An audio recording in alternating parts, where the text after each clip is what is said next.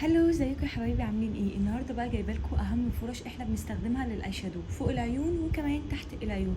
تعالوا كده بطريقه بسيطه اعرفكم ايه الفرش وايه استخداماتها. اول حاجه البلندنج بروش، الاربع فرش دول بتوع الاي شادو فوق العيون. اول واحده اللي هي الفلافي بروش اللي هي بتبقى بالشكل ده، دي بنستخدمها للترانزيشن كولر اللي هو الدرجه الفاتحه اللي احنا بنبتدي بيها اي نوع اي شادو.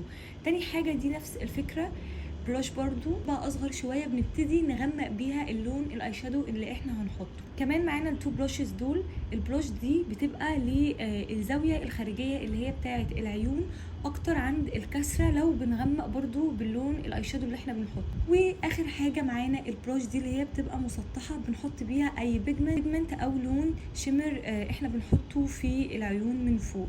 يبقى دولت الاربع براشز بتاع دمج الاي شادو. دول اهم 3 براشز بنستخدمهم. اول واحده اللي هي البنسل بروش اللي هي مهمه جدا وبندمج بيها اي لون اي شادو احنا بنحطه.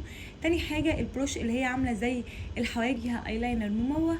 وكمان عندنا البروش دي اللي هي برضو زي بتاعه الحواجب بس بتكون اعرض شويه، برضو بنحدد بيها اللاين بتاع العيون من تحت. بس كده تكون هي دي كل الفرش اللي احنا بنستخدمها علشان تدمجي الاي شادو وتطلعيه بيرفكت. ولو حابه تعرفي معلومات اكتر تابعيني وشاركوني رايكم تحت في الكومنت. باي.